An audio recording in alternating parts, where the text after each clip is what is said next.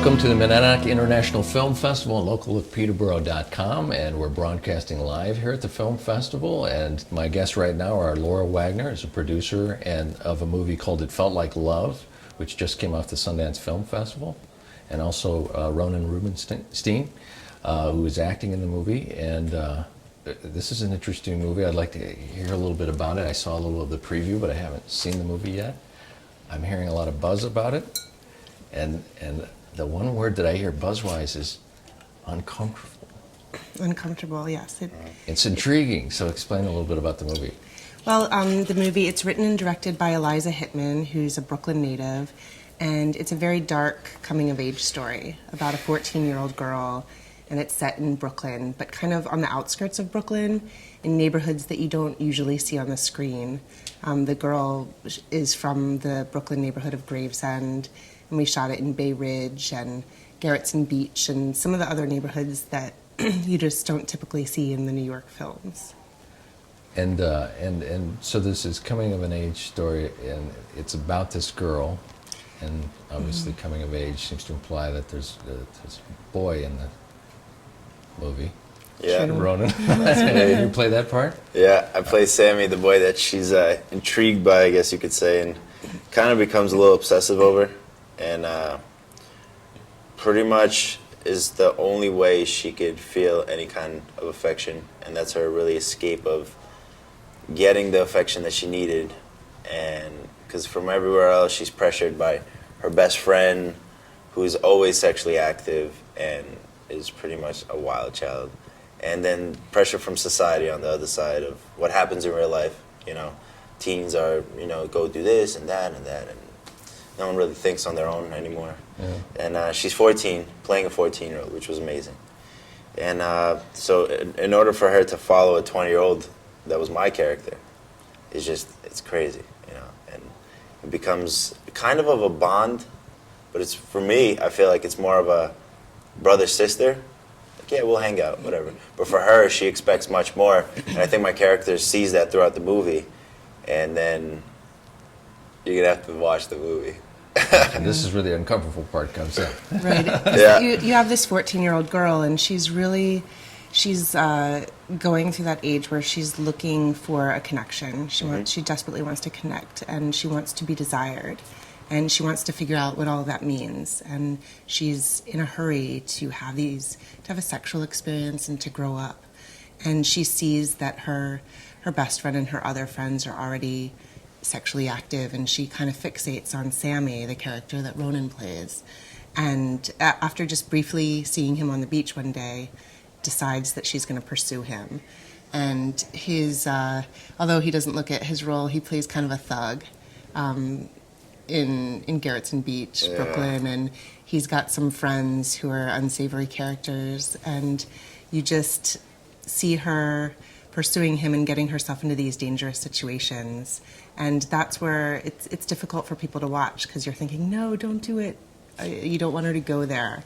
And she does. I felt at our screening yesterday in the audience that you could feel the tension in the room, that people were thinking, no, so I don't want to see this happen. Like and it was amazing. Interesting. So, and especially I think you see parents kind of gasp when they watch it. And the movie starts with, it starts right off the bat with her sort of following her friend, and they break into like a beach house or something.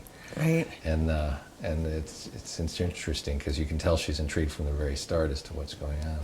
I'd like to add a note that a couple of people came up to me and noticed this, that I think mainly the biggest pressure of Lila, who played by Gina, the 14-year-old, is that she didn't have a mom growing up. So that nurturing and caring and the love of a mom that any girl should have wasn't there. So that's why she's very drawn to anybody like her best friend, So. And there is this sense in the film that the parents are very absent. You don't see her father, but you don't see the other characters' parents, and the kids are always going to the beach or to break into a house or other places where there aren't adult figures around. Mm-hmm. So you're a producer, and you've produced many other movies. You have a production company called Bay Ridge Productions. That's right. How did you come across this script, or did it was? Well, the director, Eliza Hittman, she did a short film a couple years ago that premiered at Sundance and went around to the festivals, and I saw it at a screening series in New York and really fell in love with it. It was a short called Forever Is Gonna Start Tonight, and it dealt with similar themes of adolescence and coming of age and friendship between teenage girls. And what really drew me to it was a great story, but she told the story in probably about 14 minutes with great efficiency. There were no superfluous lines, no scenes that you didn't need. It was just tight.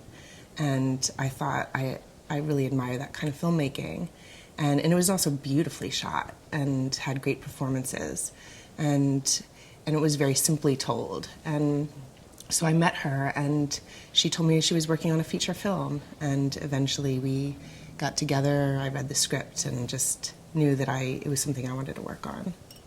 And casting the part of that 14-year-old, how did that go? And that must have been a challenge for somebody, because normally they would cast an older child to play a younger role, and right. Particularly a controversial one. It was a great challenge casting that role, the role of Lila, because Eliza knew right away that she wanted a real 14-year-old, and she didn't want to cast kind of a 20-year-old that could play 14. And because she was looking for the innocence, and because this is a character who gets herself into trouble, and you need to like her at the same time. And so I think she auditioned at least a couple hundred girls, and she was also looking for someone that didn't necessarily have an acting background, someone who hadn't been taught certain tricks of acting, and who had that kind of spontaneity. And she looked on the boardwalk at Coney Island. She went to dance schools. We contacted probably every dance school in Brooklyn, and Eliza would go in and meet the girls. And actually, the script kind of evolved that way, because she was meeting girls. And the reason she had the thought to go to the dance schools was these are girls that know how to be in front of an audience and feel comfortable with their bodies, but haven't learned too much about acting in particular. And eventually the script evolved to include a dance scene. And Eliza met a girl named Giovanna who ended up playing the best friend, and cast her and her friends to be dancers and do their thing in the film. And now the final scene in the film culminates in this dance that we've seen them rehearsing throughout. Interesting. And Ronen, this storyline, is it anything you're experiencing in real life now that you're an actor, and girls starting to follow you around and pursue you and stuff? I could say so, yeah. Earlier, when I was younger, definitely experienced a lot of this. Especially, I could relate to my character earlier when I was around, I would say 16. I had the short hair and the stud in my ears, so I could kind of relate to my character, so that really helped me transform. And I knew kids that were like that, and like the friends that played in the movie. Just like these bad kids that you shouldn't really be friends with. But it really helped. It definitely helped, and I'm grateful that I met them. And the casting was just regular auditioning also. How did you get started in acting? It was when I moved to New York. I didn't really know that you could pursue acting. And I always loved movies, and ever since I was little, I always naturally somehow entertained, even before I could even remember. So that was always somehow in me. And then I took showcases classes in New York for 2 months, summer program. And then I got signed by a manager, and just one thing led to another. Nice. So yeah. And here you are at the film festival. Yeah. Well, good. Well, thank you so much, and good luck with your film. And what's coming up next for you, film-wise? Do you have another one? Film-wise, I have a couple things in development. I'm working with a director named, and really good writer named Adam Kellman, on a film that kind of will merge narrative and nonfiction about a woman that sells makeup door to door in the suburbs. Interesting. How about you? I have a couple of talks right now of a couple things in Los Angeles. I'm moving there in August. Good. finally. Can't wait. So So, be in the place. yeah. That's right. Well, thanks again, and good luck for the movie. It felt like love.